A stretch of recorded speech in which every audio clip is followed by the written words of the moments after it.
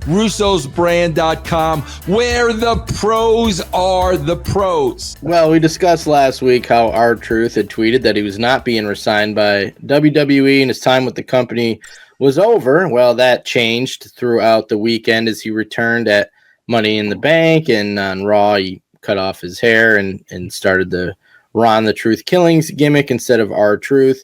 So Triple H was asked at the Money in the Bank media scrum about what made them change their mind on R-Truth leaving the company. And Triple H said that it was all part of the show. Yeah. And then R-Truth tweeted that it was not a work. So mixed message going out there by WWE on this. Interesting.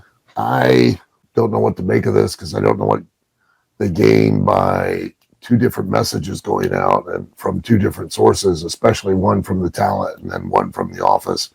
Then it kind of makes you wonder which one is the correct one and the true one. But it doesn't surprise me if WWE, that WWE re-signed Truth, especially with the outpouring of support and everything. The one person that I know would have jumped on board and signed him in a heartbeat would have been Tony Khan, would have snapped him right up, would have loved to have taken Truth away, which just for Truth is a tremendous benefit. I mean, he, no matter what, and at the end of the day, out of all of this, he won. He gets to continue to have a career and to continue to be in a spot where he continues to make more money. But let's be aware, okay, and I'm not nothing, God bless it, good for Truth. I'm jealous of him. I wish I was in the same spot. I'm sure a lot of people do. But at the end of the day, let's look at what they have done with him over the years, what kind of a position they've put him in as far as in regards to drawing money that justifies the return on that investment that they're making in him. And how much have they done with that? And therefore, were they justified in at some point going, yeah, you know what? I think we're kind of done. Here's your release. And he would have still went on and made more money, but everybody had such an outcry of how dare you, this is so unjust, and how, I'm so shocked that you could, release R-Truth. Well, everybody gets released at some point. We've talked about this, and Vince, you know this as well as I do with your time in the business. Whenever you come in to any territory, or whatever you want to call it these days, company, it's not a matter of if you're going to be released, it's a matter of when. You know that your run's going to come up. You're going to be finished. That's going to be it. That's why, in the old days, when you got trained, the guy that would train you would go, hey, heard you got booked. Yeah. How much did you make? You'd say how much you made. And he'd go, how much did you save? Because it was always a matter of when you were going to then get cut, released. The spot was going to come to an end. And so this outcry amazes me.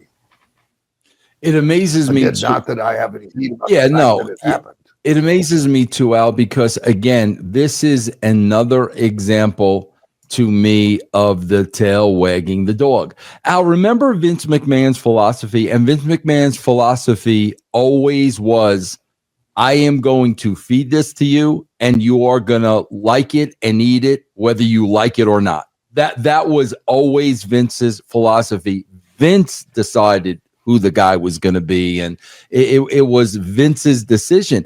This is another example, bro, of you have a 53-year-old athlete that was getting paid a lot of money. The marks carry on like absolute morons because they don't understand business, and the WWE caves again. So what? And not only that, Al, but they didn't even lean into the story creatively. What they should have done is they should have had Triple H out there taking all the credit in the world for bringing Truth back.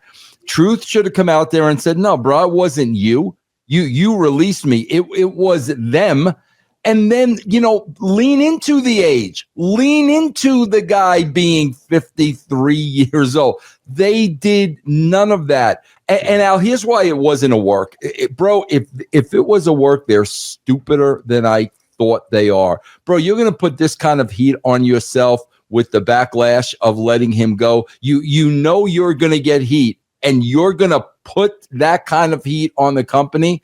But again, now, to me, I love truth like you do. I work with truth. It's not a truth issue. It's a business issue. And it was a solid business decision. That's what I'm saying. And it has nothing to do with his age. Yeah, look at what they've done, what positions they've put him into. Right. Again, this coming down to drawing money.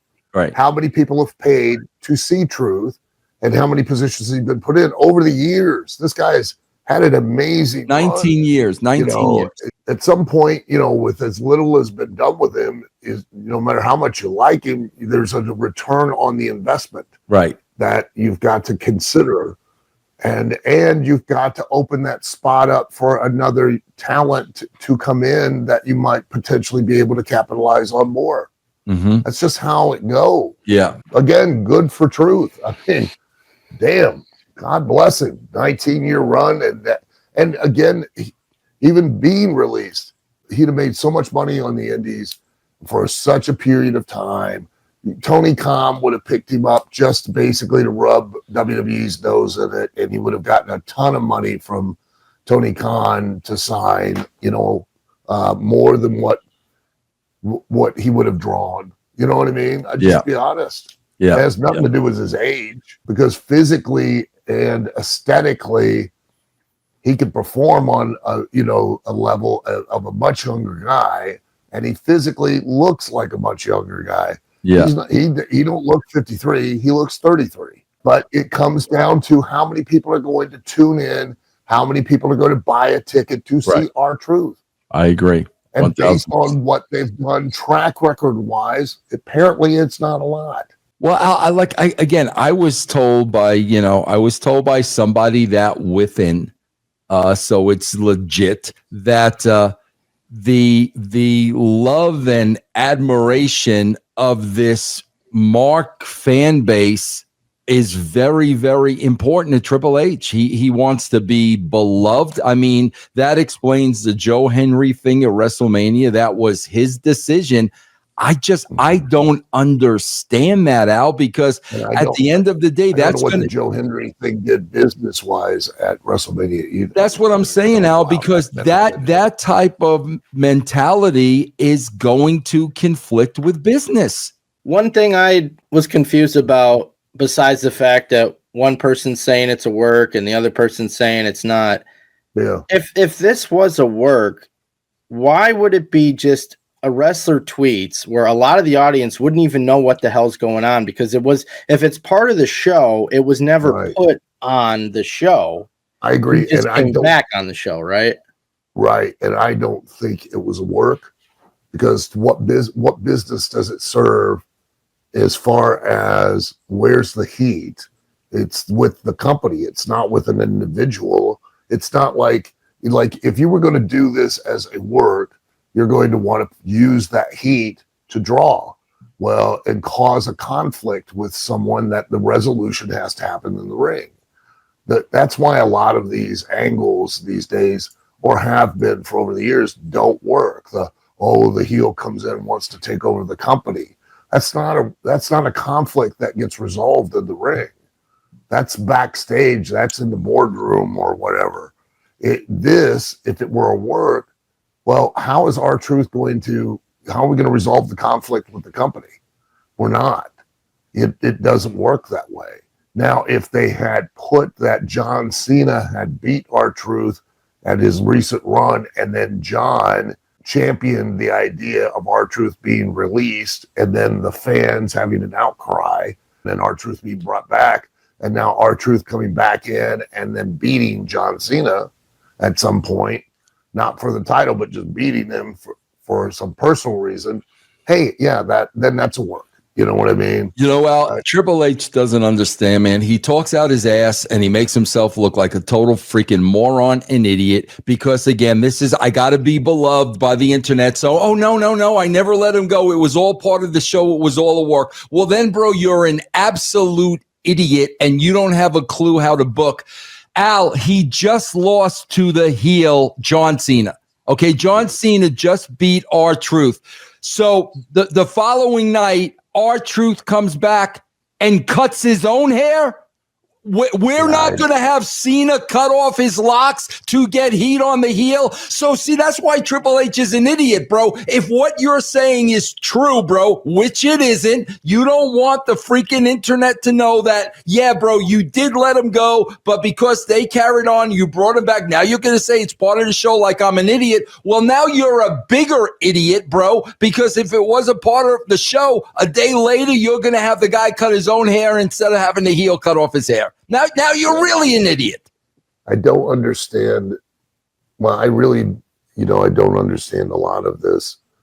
I don't understand the why even go down this road either. One, I don't understand why Triple H would say, well, it's just a work if it wasn't. And two, I don't understand why R-Truth would then respond and say, no, bro, it wasn't a work. It was a shoot in a public forum, right? And then I don't understand why R-Truth came out back on TV and cut his own hair to do what? I don't understand that at all. Instead of having something like you said, to your point, one of the heels come out and go, hey, yeah, using this whole controversy and then jumping R-Truth and then, yeah, you're back, but we're going to kick the shit out of you and cut his hair, something, anything. Yeah. Right? Yeah. This whole thing is kind of a weird mishandling of events, it seems to me.